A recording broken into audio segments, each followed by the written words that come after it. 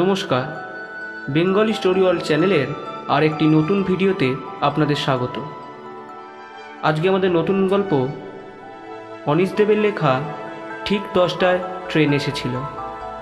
গল্পটি শুকতারার 101 ভূতের গল্প এই বইটি থেকে নেওয়া হয়েছে।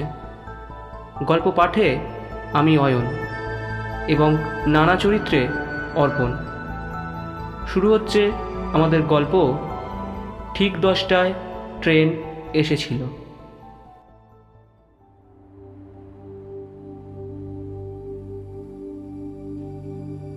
ঘটনাটা আমি ভুলতে পারিনি, বোধহয় ভোলা যায় না বলেই। আর বারবার প্রশ্ন জাগে নিজের মনে, সেদিন আমি ঠিক দেখেছিলাম তো? না, একটু ভুল হলো। সেদিন নয়, সে রাতে আমি ঠিক দেখেছিলাম তো। স্টেশনটার নাম সাতবহিনী। জীবনে কখনো তার নাম শুনিনি, তবে তাতে কোনো অসুবিধে নেই। সেলসের লাইনে কাজ করি, নাম না জানা জায়গায় চষে বেড়ানোই আমাদের কাজ। সেসব জায়গায় জিনিস বিক্রি করার মধ্যে একটা অন্যরকম মজা আছে। আমাদের কোম্পানি একটা অদ্ভুত যন্ত্র বের করেছে। যন্ত্রটার কাজ হলো মশা, মাছি, পোকামাকড় ইত্যাদি তাড়ানো। দেখতে ছোট, অনেকটা সেলুলার ফোনের মতো। ভেতরে যত রাজ্যের ইলেকট্রনিক সার্কিট। তবে যন্ত্রটা কাজ করে আল্ট্রাসনিক নীতিতে, অর্থাৎ শব্দোত্তর তরঙ্গ তৈরি করে এমন কাণ্ড বাঁধিয়ে দেয় যে মশা, মাছি, পোকামাকড় সেই শব্দ শুনে পরিত্রাহী চিৎকার করে পালাতে থাকে। অথচ মানুষের কান সেই শব্দ মোটেই শুনতে পায় না। বিজ্ঞান আমি জানি না, বুঝিও না, কিন্তু যন্ত্রটা খদ্দেরকে গচাতে হলে তার ভেতরকার ব্যাপার স্যাপার সম্পর্কে খানিকটা অন্তত আইডিয়া থাকা দরকার। তাই ঠিক সেইটুকুই আমাদের কোম্পানির একজন ইঞ্জিনিয়ারের কাছ থেকে জেনে নিয়ে মোটামুটি মুখস্থ করে নিয়েছি। কোম্পানির সঙ্গে কথা ছিল, গোমো, বারডিহি আর ডেহরি অন সোন এই বেল্টটা আমি 2 সপ্তাহে কভার করব। মাইনে ছাড়াও আমাদের কমিশনের ব্যাপারটা বেশ অ্যাট্রাকটিভ, তাই যথেষ্ট উৎসাহ নিয়ে ট্যুরে বেরিয়ে পড়েছিলাম। প্রথমে হাওড়া থেকে চলে গেছি গেমো জংশন। সেখানে দিন 5 কাজ করেছি। তারপর একদিন বিকেলে গোমো জংশন থেকে পাটনা হাতিয়া এক্সপ্রেস ধরে রাত 9টা, ওই 9:30 নাগাদ পৌঁছে গেছি বারডিহি। বারডিহিতে বেশি যন্ত্র বিক্রি করতে পারিনি। কে জানে, কপালটাই বোধহয় খারাপ ছিল। তাই দিন 3 পরই মনমরা অবস্থায় চড়ে বসেছি বারডিহি ডেহরি অন সোন প্যাসেঞ্জারে। জায়গা দুটোর দূরত্ব মাত্র 140 কিলোমিটার, কিন্তু টিক টিক করে চলা গদাই লস্করি প্যাসেঞ্জার ট্রেন যে বেশ লেটে পৌঁছবে সেটা গোড়া থেকেই মালুম হয়েছিল। শীতের সময়, তাই ডালটনগঞ্জ পেরোতে না পেরোতেই বাইরেটা অন্ধকার হয়ে এলো। মাঠ ঘাট, গমের ক্ষেত, যা কিছু দেখছিলাম সব মুছে গেল। গারোয়া রোড জংশন পেরোতেই আমার একটু তন্দ্রা মতো এসেছিল। হঠাৎই কোমরে আটা পেজারটা পিপ পিপ করে বাঁশি বাজিয়ে আমাকে জাগিয়ে দিল। তাড়াহুড়ো করে যন্ত্রটা চোখের সামনে তুলে ধরতেই মেসেজটা চোখে পড়ল। হেডকোয়ার্টার থেকে নির্দেশ এসেছে, এখনই বারডিহি ফিরে যেতে হবে। সেখানে একটা কোম্পানি জরুরি ভিত্তিতে 25 পিস পোকামাকড় তাড়ানোর যন্ত্র চাইছে। বারডিহির কাজ সেরে তারপর যেন আমি ডেহরি অন সোন রওনা হই। ইলেকট্রনিক্স ক্রমেই যে বিরক্তিকর হয়ে উঠেছে। পেজার এবং সেলুলার ফোন তার জ্বলন্ত প্রমাণ। শীতের সন্ধে প্যাসেঞ্জার ট্রেনে যে একটু শান্তিতে ঘুমোবো তারও উপায় নেই। কিন্তু বিরক্তির সঙ্গে সঙ্গে সামান্য প্রলোভনও উঁকি দিয়েছিল আমার মনে, কারণ 25 পিস যন্ত্র বিক্রির কমিশন নিতান্ত ফেলনা নয়। বারডিহিতে কোথায় যেতে হবে সেই হদিশও পাওয়া গেল পেজারে। এখন শুধু ট্রেন থামলেই নেমে পড়ার অপেক্ষা। কম্বল মুড়ি দেওয়া দেহাতি এক সঙ্গীকে বার 3 ডাকাডাকি করে তারপরে জানতে পারলাম পরের স্টেশন সাতবহিনী। অগত্যা ট্রেন থামতেই হাড় কাঁপানো ঠান্ডায় নেমে পড়লাম সাতবহিনীতে।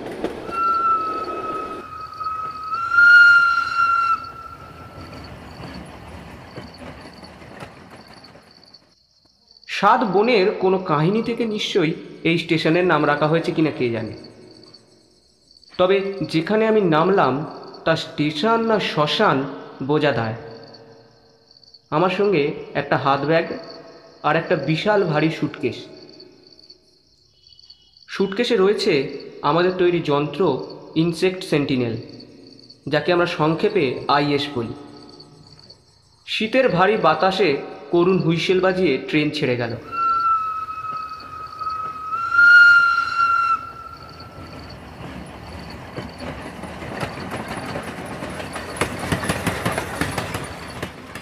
আমি একা দাঁড়িয়ে রইলাম কাঁকড় ছড়ানো নিচু প্ল্যাটফর্মে। এদিক ওদিক তাকিয়ে কাউকে দেখতে পেলাম না, শুধু কুয়াশা আর ঠান্ডা বাতাস আমাকে জড়িয়ে রইল। ভূতে আমার তিলমাত্র বিশ্বাস নেই। তাছাড়া ট্রাভেলিং সেলসম্যানদের ভূতের ভয় থাকলে চলে না। কিন্তু স্বীকার করতে লজ্জা নেই, সাতবহিনীর প্ল্যাটফর্মে দাঁড়িয়ে চারপাশটা কেমন ভুতুড়ে ভুতুড়ে ঠিক ছিল। প্ল্যাটফর্মে টিমটিম করে দুটো ন্যাড়া বাল্ব জ্বলছিল। দেখে মনে হচ্ছিল ওদের শীত করছে, আর কুয়াশার চাপে ওদের আলো বেশি দূর ঠিকরে যেতে পারছে না। সামনে পেছনে তাকালে গাঢ় আঁধার, তার ফাঁক ফোকরে কোথাও একটা কি দুটো আলোর ফুটকি, আর আকাশে আধখানা চাঁদ, তাকে ঘিরে সহচর কয়েকটি তারা। একটা অদ্ভুত ধরনের ডাক আমার কানে আসছিল, তবে ঝিঁঝি নয়, হয়তো কোনো পোকামাক। মাঝে মাঝে একটা কনকনে বাতাসের ঢেউ আমার জ্যাকেট সোয়েটারের অন্দরমহল পর্যন্ত ঢুকে পড়ে একেবারে কাঁপিয়ে দিচ্ছিল। প্ল্যাটফর্মের ওপরে খানিকটা দূরে একটা ছোট ঘর গোছের ব্যাপার আমার চোখে পড়ল। বোধহয় সে স্টেশন মাস্টারের ঘর। সে যাই হোক, আগে ওখানে গিয়ে আশ্রয় নেওয়া দরকার, নইলে এই ঠান্ডায় নির্ঘাত স্ট্যাচু হয়ে যেতে হবে। সুটকেস আর ব্যাগ তুলে নিয়ে ঘরটার দিকে হাঁটা দিলাম। শীতের কামড়ে হাত পায়ের জোরগুলো প্রায় অকেজো হওয়ার জোগাড়। গায়ের জোরে নয়, স্রেফ মনের জোরে এগিয়ে চললাম। বারবার তেনজিং আর হিলারির কথা মনে পড়ছিল। মনে হচ্ছিল আমার চারপাশে বরফ পড়ছে। ঘরের কাছাকাছি প্রায় পৌঁছে গেছি, এমন সময় গাঢ় অন্ধকারের আড়াল থেকে কি একটা অদ্ভুত প্রাণী আমার সামনে এসে দাঁড়ালো। প্রাণী বলছি কারণ তার সারা শরীরটা কম্বল দিয়ে ঢাকা, অনেকটা কবন্ধের মতো। তবে মাথার কাছটায় সামান্য ফাঁক লক্ষ্য করলাম। সেই ফাঁকের ভেতর দুটো চোখ স্পষ্ট জ্বলজ্বল করছে। আমি থমকে দাঁড়িয়ে পড়লাম। কে এই মানুষটা? कहाँ जाओगे महाराज? জড়ানো ভারী গলায় কবন্ধ প্রশ্ন করল। আমি কোনো রকমে তাকে বোঝালাম যে আমি বারডিহি ফিরতে চাই। তাতে জানতে পারলাম সকাল 7:15 আগে কোনো ট্রেন নেই, কারণ ডেহরি অন সোন বারডিহি প্যাসেঞ্জার ওই সময়ই সাতবহিনীতে আসে। তারপর সে জড়ানো গলায় বলল, कोई बात नहीं, রাতটা মাস্টারজি কামরায় থেকে যান। আমি যেন সেই নেমন্তন্নের অপেক্ষায় ছিলাম। সুতরাং আর এক মুহূর্তও সময় নষ্ট না করে ঢুকে পড়লাম মাস্টারজির ঘরে। আমার কবন্ধ চেহারার শুভাকাঙ্ক্ষী তখন চড়ানো গলায় দেশওয়ালি গান গাইছে।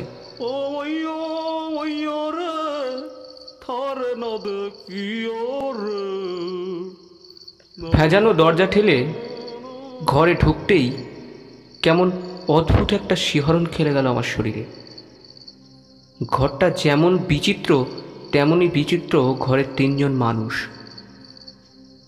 জানি এরপর আমি যা বলবো সেটা বিশ্বাস হওয়া কঠিন, কিন্তু আমার মিথ্যা বলার কোনো উপায় নেই। ঘরের ভেতরে ঢুকতেই আমার মনে হলো ঠান্ডাটা যেন বেশ কয়েক গুণ বেড়ে গেল। আজও মনে পড়ে ব্যাপারটাতে আমি বেশ অবাক হয়ে গিয়েছিলাম, কিন্তু পোড় খাওয়া সেলসম্যানের সহজাত স্মার্টনেস অবাক ভাবটাকে চট করে সামনে নিলাম। তারপর ঘরে হাজির 3 জন মানুষের দিকে তাকিয়ে কাষ্ঠ হেসে ঢুকে পড়লাম ঘরের অন্দরে। তারপর দরজাটা আবার ভেজিয়ে দিলাম। চুন সুরকির গাঁথুনি দিয়ে তৈরি ঘরটা মাপে মাঝারি, হয়তো 10x15 হবে। ঘরের মাথায় টিনের চাল, সেখান থেকে একটা উলঙ্গ বাল্ব ঝুলছে। ভোল্টেজ কম থাকায় তার আলোটা কেমন লালচে দেখাচ্ছে। বাল্বের প্রায় গা ঘেঁষে ঝোলানো রয়েছে একটা বড় মাপের সিলিং ফ্যান। বাল্বটা ফ্যানের ওপর দিকটায় থাকায় ঘরের মেঝেতে আর দেওয়ালে ফ্যানটার বিচিত্র ছায়া পড়েছে। একটা ব্লেডের ছায়া ঘরের মানুষগুলোর গায়ের ওপর দিয়ে চলে গেছে দেওয়াল পর্যন্ত। ঘরের জানলা দুটো, কিন্তু ঠান্ডার জন্য দুটোই বেশ ভালো করে বন্ধ করে দেওয়া হয়েছে।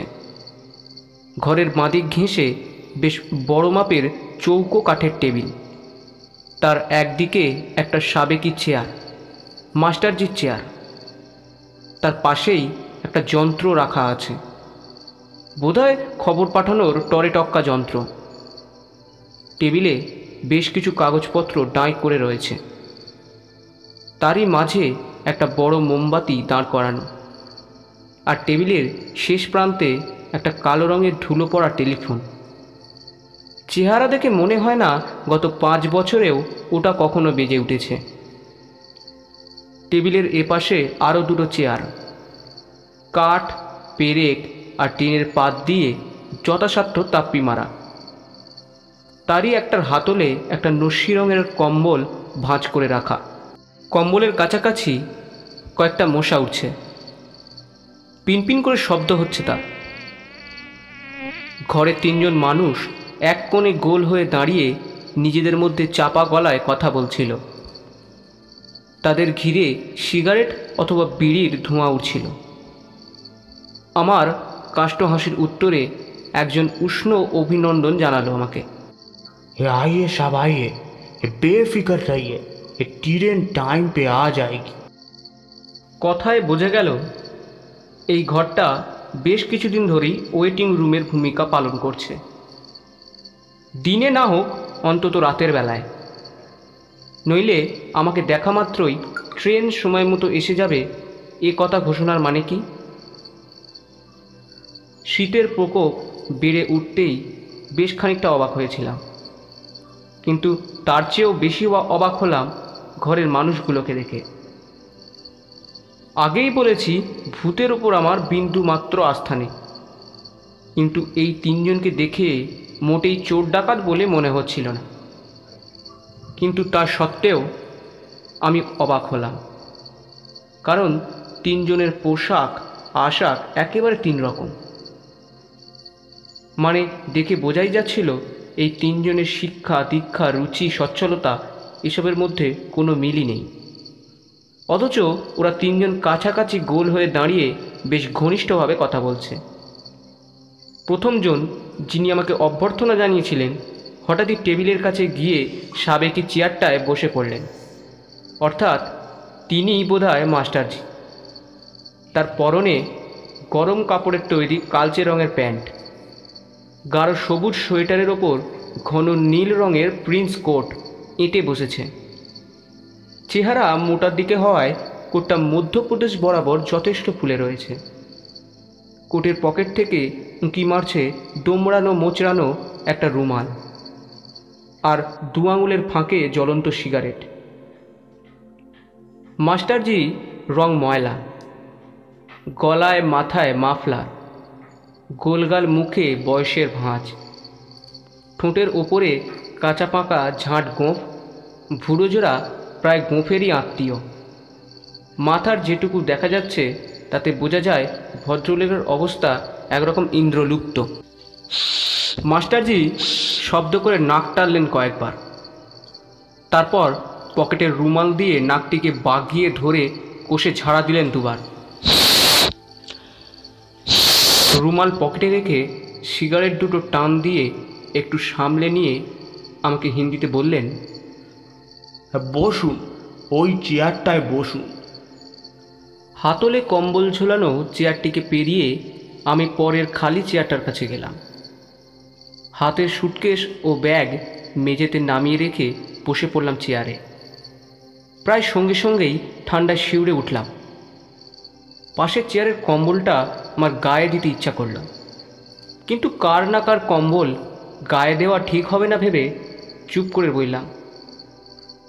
ঠিক তখনই ঘরের বাকি দুজন মানুষ টেবিলের কাছে এসে দাঁড়ালো। আমার দুপাশে দুজন। বাল্বের আলোয় ওদের অদ্ভুত ছায়া পড়েছে টেবিলের মেঝেতে। একজনের চেহারা নিতান্তই কুলি কামিন গোছের, গায়ের জামা কাপড়ও সেই রকম, মোটাসোটা কুচকুচে কালো রং, চোখ লালছে, গা থেকে কেমন একটা বোঁটকা গন্ধ বেরোচ্ছে। দু আঙুলের টিপে ধরা একটা বিড়িতে শেষ টান দিয়ে সেটাকে ছুঁড়ে ফেলে দিল মেঝেতে। কিন্তু তৃতীয় জনের চেহারা আর পোশাক তাক লাগিয়ে দেওয়ার মতো। ফর্সা সুন্দর মুখে আভিজাত্যের ছাপ, পরিষ্কার করে দাড়ি গোঁফ কামানো, বয়স 35-36 হবে। পরনে হালকা ছাই রঙের 3 পিস স্যুট, গলায় টাই, চোখে রিমলেস চশমা। ভদ্রলোকের ডান হাতের মধ্যমা আর অনামিকায় সোনা বাঁধানো দুটি পাথরের আংটি, আর কপালের বাঁদিকে একটা বড় লালচে তিল। চেয়ারে বসে খানিকটা স্বস্তি পেয়েছিলাম, তবে শীত একটুও কমেনি। তার ওপর এই অদ্ভুত ঘরে এই তিনজন মানুষের জোট আমাকে হতবাক করে দিয়েছে। কিন্তু উপায় কি? রাতটা চারজন মিলেই কাটাতে হবে। সিগারেটের তেষ্টা পাওয়ায় একটা সিগারেট বের করে লাইটার জেলে ধরালাম। সিগারেটের শুকটান দিয়ে কিছুক্ষণ চুপচাপ কেটে যাওয়ার পর কি বলবো ভাবছি, এমন সময় মাস্টারজি আমাকে বিপদ থেকে বাঁচালেন। বললেন, আপনাকে দেখে সেলসম্যান বলে মনে হচ্ছে। আশ্চর্য, কি করে উনি বুঝলেন আমি সেলসম্যান? এই 5 বছর সেলসে চাকরি করে করে আমার চেহারায় কি সেলসম্যানের স্পষ্ট ছাপ পড়ে গেছে? সেরকম কোনো ছাপ আবার হয় নাকি? আমার অবাক ভাব দেখে চাপা হাসি হাসলেন মাস্টারজি। ছোট হয়ে আসা সিগারেটটা টেবিলে রাখা একটা ভাঙা অ্যাস্ট্রেতে গুঁজে দিয়ে বললেন, অবাক হওয়ার কিছু নেই। এ প্যাসেঞ্জার দেখে দেখে আমার চোখ এক্সপার্ট হয়ে গেছে। তা কি বিক্রি করেন আপনি? আমি এবার একটু উৎসাহ পেলাম। মাস্টারজিকে ইনসেক্ট সেন্টিনেলের কথা বললাম। ভাবলাম, যাকগে, আমার যন্ত্রের গুণপনা জাহির করেই ঘন্টা 3-4 কাটিয়ে দেওয়ার চেষ্টা করব। কিন্তু তার আগেই আমার বাঁদিকে দাঁড়ানো স্যুট পরা ভদ্রলোক ধপ করে বসে পড়লেন দ্বিতীয় খালি চেয়ারটায়। সামান্য হেসে বললেন, আমিও একসময় এই লাইনে ছিলাম। সোলার ল্যান্টার্ন মানে সৌর লণ্ঠন বিক্রি করতাম। আপনি হয়তো শুনে থাকবেন চ্যাম্পিয়ন ব্র্যান্ড সোলার ল্যান্টার্ন। নাম না শুনে থাকলেও আমি সৌজন্য দেখিয়ে ঘাড় নাড়লাম। ওকে একটা সিগারেট অফার করতেই মাথা নেড়ে না বললেন। বাইরে ট্রেনের হুইসাল শোনা গেল।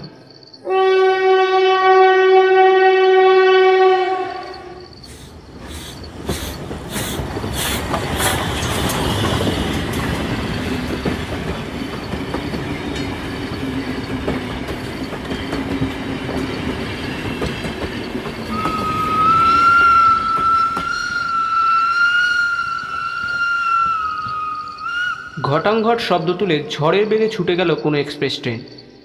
ঘরটা থরথর করে সামান্য কেঁপে উঠল। মাথার ওপরের বিশাল পাখাটা দুলে উঠল এপাশ ওপাশ। তার ব্লেডের ছায়া ঘরের মেঝেতে জীবন্ত প্রাণীর মতো নড়তে লাগলো। ট্রেনের হুইসল শোনা গেল আবার, বহু দূর থেকে ভেসে এলো। আর তার ছুটে যাওয়ার শব্দ মিলিয়ে গেল ধীরে ধীরে। যতদূর জানি কোনো স্টেশন দিয়ে থ্রু ট্রেন পাস করাতে হলে সিগন্যাল সবুজ করে দিতে হয়। মাস্টারজি তো আমাদের সঙ্গেই বসে আছেন, তাহলে সিগন্যালের কাজটা করলো কে? কে আবার? জগমোহন, আমার পোর্টার। ভদ্রলোকের দেখি আশ্চর্য ক্ষমতা, না বলা প্রশ্নও দিব্যি টের পেয়ে যান। আমি কৌতূহলের নজরে তাকে জরিপ করলাম, কিন্তু অস্বাভাবিক কিছুই চোখে পড়ল না। জগমোহন নিশ্চয়ই প্ল্যাটফর্মে দেখা কম্বল মুড়ি দেওয়া সেই কবন্ধ, আর এখন আমার ডান দিকে জবুথবু হয়ে দাঁড়িয়ে আছে তারই কোনো ভাইরা ভাই। এই লোকটির পরিচয় এখনও আঁচ করতে পারিনি। প্রায় সঙ্গে সঙ্গেই হেঁচকি তুলে হাসলেন মাস্টারজি। রুমাল বের করে বেশ জোরে নাক ঝেড়ে বললেন, এ হলো রামাইয়া, এ গ্যাংম্যান। এ মানে একসময় গ্যাংম্যান ছিল, এ বছর 4 হলো চাকরি ছেড়ে দিয়েছে। এ কাছাকাছি ঝোপড়িতে থাকে, মাঝে মাঝে আমার সঙ্গে গল্প করতে চলে আসে, এই বীরজু বাবুর মতন। কথা শেষ করে ফিটফাট প্রাক্তন সেলসম্যানের দিকে হাত দেখালেন মাস্টারজি। ভদ্রলোক হাত জোর করে নমস্কার জানালেন আমাকে, বললেন, হে, আমার নাম ব্রিজমোহন শ্রীবাস্তব। আমিও প্রতি নমস্কার করে নিজের পরিচয় দিলাম। আমাদের গল্পগুজব চলতে লাগলো, আর মাঝে মাঝে সিগারেট। আমি ভাঙা ভাঙা হিন্দিতে কাজ চালাচ্ছিলাম। শুধু রামাইয়াই নীরব শ্রোতা হয়ে দাঁড়িয়ে রইল। ওর কম্বল ঘিরে মশার দল পিন পিন করে উড়ছে, কিন্তু তাতে ওর কোনো ভূক্ষেপ নেই। কথাবার্তার ফাঁকে একবার হাত ঘড়িটা দেখলাম, সবে 9:30। সেটা লক্ষ্য করে মাস্টারজি বললেন, এর মধ্যেই ঘড়ি দেখছেন? আপনার ট্রেন তো সেই সকালে। ব্রিজমোহন শ্রীবাস্তব হাসলেন। সে কথা শুনে বললেন, এর মধ্যেই বোর হয়ে গেলে?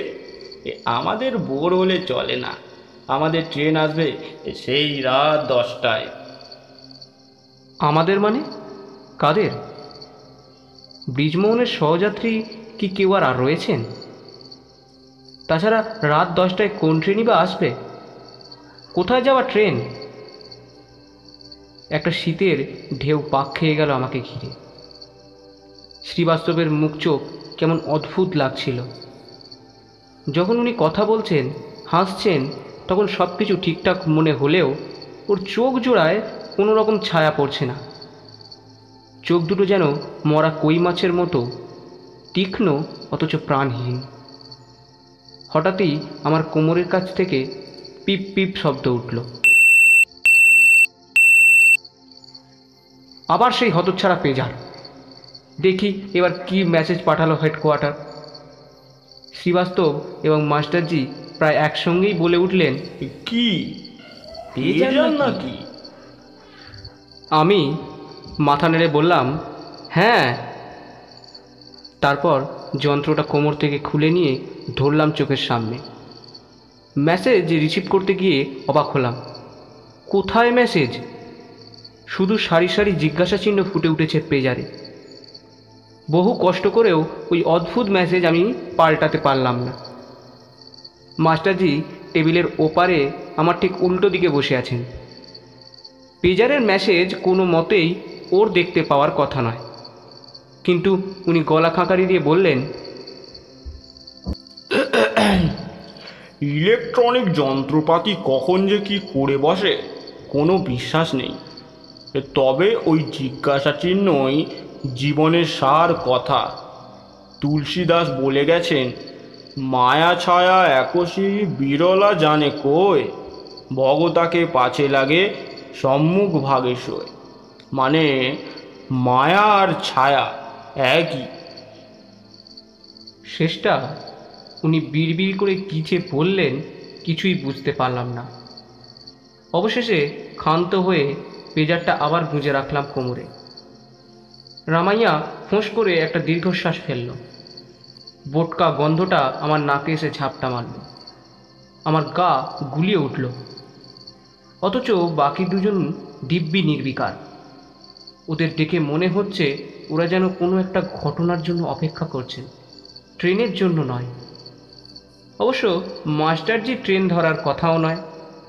শ্রীবাস্তব হাত নেড়ে মশা তাড়ানোর চেষ্টা করে বললেন, মশার চেয়ে বিরক্তি করার কিছু নেই।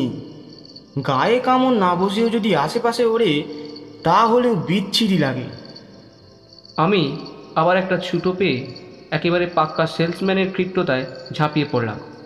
ঝুঁকে পড়ে সুটকেস খুলে একটা যন্ত্র বের করে নিলাম। কে বলতে পারে, যন্ত্রটা দেখে শুনে মাস্টারজি আর শ্রীবাস্তব হয়তো একটা করে কিনে ফেলতে পারেন। তাছাড়া কোম্পানির প্রচার তো খানিকটা হবেই। একটা আইএস মাস্টারজির টেবিলে রেখে যন্ত্রটার গুণাগুণ সম্পর্কে সাতকাহন বক্তৃতা শুরু করে দিলাম। মাস্টারজিকে 3 নম্বর সিগারেট অফার করে বললাম, যন্ত্রটা চালু করলেই এর অ্যাকশান দেখতে পাবেন। এ ঘরের সবকটা মশা পালিয়ে গিয়ে একেবারে রেল লাইনে গিয়ে শেল্টার নেবে। মাস্টারজি সিগারেটের ধোঁয়া ছেড়ে বার দুয়েক নাক টানলেন। ব্রিজমোহন শ্রীবাস্তবের সঙ্গে তার চোকাচোকি হলো। লক্ষ্য করলাম ওদের দুজনেরই চোখেই কৌতুক। সেটা আবার আইএসের প্রতি তাচ্ছিল্য কিনা বুঝতে পারলাম না। মাস্টারজি বিড়বিড় করে বললেন, মশার জন্য আমাদের খুব একটা অসুবিধে হয় না, তবু আপনি যখন বলছেন তখন চালু করুন। সিট ভুলে গিয়ে আমি যন্ত্রটাকে ঘরে সুইচ বোর্ডের কাছে নিয়ে গেলাম। প্লাগ পয়েন্টে মেইনস কর্ডের প্লাগটা গুঁজে দিয়ে যন্ত্রটাকে বসিয়ে দিলাম মেঝেতে। তারপর মাস্টারজি আর শ্রীবাস্তবের দিকে অহংকারী ম্যাজিসিয়ানের ভঙ্গিতে তাকালাম। এইবার হাত দুটো শব্দ করে ঝেড়ে নিয়ে একটু হেসে আইএসের সুইচটা অন করে দিলাম। বিপর্যয়টা শুরু হলো সঙ্গে সঙ্গেই। আল্ট্রাসনিকের প্রকোপে পিন পিন করে ওরা মশাগুলো যথারীতি পালাতে শুরু করলো ঠিকই, তবে বাকি 3 জন মানুষও অদ্ভুত আচরণ শুরু করে দিল। জ্বলন্ত সিগারেট ছুঁড়ে ফেলে দিয়ে মাস্টারজি তড়াক করে চেয়ার ছেড়ে লাফিয়ে উঠলেন। টুকানে আঙুল ঠেসে ধরে মুখ বিকৃত করে চিৎকার করে উঠলেন, बंद कीजिए साहब, वो शैतान मशीन को बंद कीजिए। শ্রীবাস্তবের আভিজাত্য তখন কোথায় উবে গেছে। দোকানে হাত চেপে লাফিয়ে উঠেছেন তিনিও, আর জড়ানো স্বরে চিৎকার করে কী সব যেন বলছিলেন। রামাইয়া পাগল কুকুরের মতো দাপাদাপি করে ঘরময় দৌড়াতে শুরু করে দিয়েছে, মাঝে মাঝে লাফিয়ে উঠেছে শুরু। সব মিলিয়ে সে এক বিভৎস অবস্থা। অবাক ভাবটা কোনোরকম কাটিয়ে উঠে আমি চট করে আইএসের সুইচটা অফ করে দিলাম। যন্ত্রটায় তো এমন কোনো গোলমাল নেই যাতে আল্ট্রাসনিকে মানুষের কোনো অসুবিধে হবে। তাছাড়া আমার তো কিছু হয়নি, তাহলে এই 3 জন মানুষ এরকম অদ্ভুত আচরণ করলো কেন? মাস্টারজি আবার নিজের চেয়ারে বসে পড়েছেন, মাথা ঝুঁকিয়ে বড় বড় শ্বাস ফেলছেন। শ্রীবাস্তব একটা চেয়ারে পিঠ হাত রেখে কেরম যেন ধুঁকছেন, আর রামাইয়া ঘরের মেঝেতে বসে মাথা ঝাঁকাচ্ছে আর মাঝে মাঝে ভয়ার্ত চোখে একটু দূরে রাখা যন্ত্রটার দিকে দেখছে। আমি খুব অপ্রস্তুত অবস্থায় পড়লাম। কি বলবো কি করব ঠিক বুঝে উঠতে পারছিলাম না। এমন সময় বহু দূর থেকে কোনো ট্রেনের হুইসেল শোনা গেল।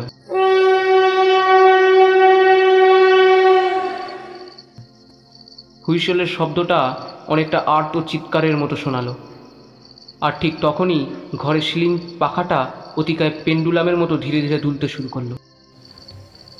শ্রীবাস্তব উদ্ভ্রান্ত চোখে তাকালো মাস্টারজির দিকে, চাপা গলায় বলল, ট্রেন আসছে, আমাদের ট্রেন।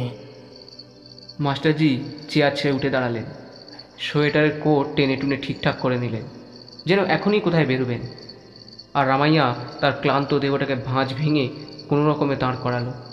আমি ঘড়ির দিকে দেখলাম, রাত 10টা হতে কয়েক সেকেন্ড বাকি। ট্রেনটা ছুটে আসার শব্দ পাওয়া যাচ্ছিল, কিন্তু তার ছোটার গতি বিন্দুমাত্র কমছে বলে আমার মনে হলো না। এরপর যা হলো তা কি করে আমি সইতে পেরেছি জানি না। রামাইয়া এক ভয়ঙ্কর চিৎকার করে উঠল।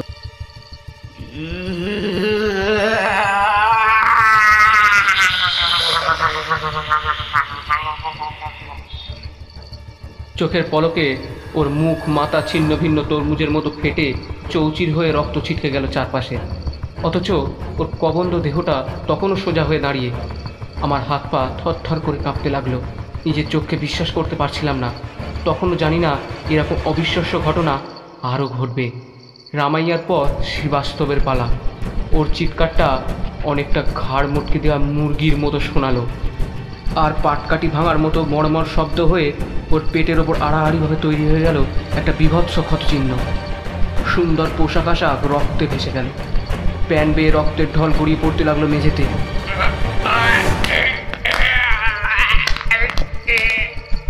সেই অবস্থাতেই এক ভয়ঙ্কর উল্লাস ফুটে হলো শ্রীবাস্তবের চোখে মুখে। তিনি উত্তেজিত হয়ে বলে উঠলেন, ট্রেন এসে গেছে, রাত 10টার ট্রেন।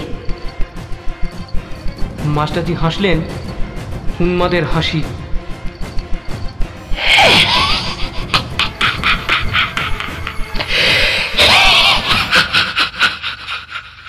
হাসতে হাসতেই তার মাফলার জড়ানো গলাটা ফাঁক হয়ে গেল। মাথাটা ঝাঁকুনি দিয়ে ঘুরে গেল উল্টো দিকে, কিন্তু বাকি দেহটা সোজাসুজি আমার মুখোমুখি অ্যাটেনশনের ভঙ্গিতে দাঁড়ানো। রক্ত ছড়িয়ে পড়েছিল টেবিলের কাগজে। কোটের রং গাঢ় নীল হওয়ায় রক্তের দাগ তেমন বোঝা যাচ্ছিল না। ওই অবস্থাতেই মাস্টারজি কোটের পকেট থেকে রুমাল বের করে নাক ছাড়লেন। সিলিং পাখাটা এখন আরও জোরে জোরে দুলছে। ওটার ব্লেডের ছায়া খেলা করে যাচ্ছে আমাদের চারজনের গায়ের উপর। মাস্টারজি চলুন, আর সময় নেই। শ্রীবাস্তব তাড়া দিলেন মাস্টারজিকে। তারপর আমার বিহল চোখের সামনে তিনটে রক্তাক্ত ক্ষতবিক্ষত মানুষ হাত ধরাধরি করে বেরিয়ে গেলেন ঘরের বাইরে। ট্রেনের শব্দটা তখন প্ল্যাটফর্মে ঝড় তুলছে। চলে যাওয়ার সময় মাস্টারজির দিকটা আমি দেখতে পাচ্ছিলাম, আর দেখতে পাচ্ছিলাম পিঠের দিকে ফেরানো তার মুখটা। সেখানে নানা জায়গায় রক্তের ছিটে আর প্রশান্ত ভঙ্গিতে দু চোখ মোজা। মাস্টারজির ঠোঁট নড়ে উঠল। মায়া ছায়া একুশে বিরলার জানি কই। ওরা তিনজন প্ল্যাটফর্মের ওপর দিয়ে তীরের মতো ছুটে গেলে রেল লাইনের দিকে। অন্ধকারে ওদের হাত দেখা গেল। ট্রেনের চাকার শব্দ রাতের অন্যান্য শব্দের গলাটিকে ধরল। বুক ফাটানো রক্তহীন করা আর্তচিৎকার করে উঠল ছুটন্ত ট্রেনের হুইসেল।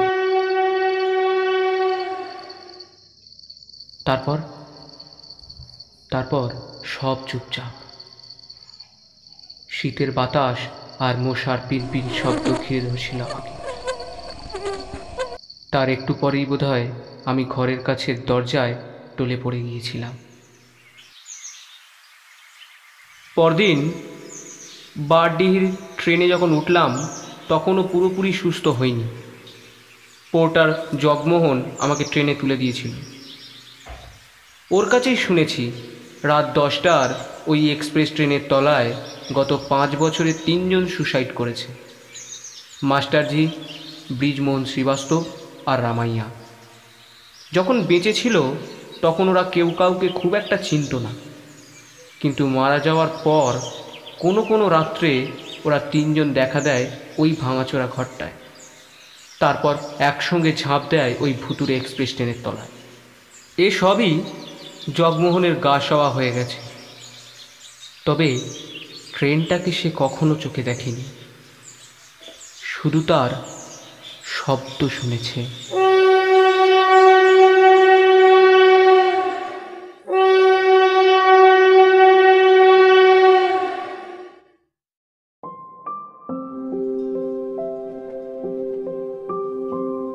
এতক্ষণ আপনারা শুনলেন অনিশ দেবের লেখা ঠিক 10টায় ট্রেন এসেছিল।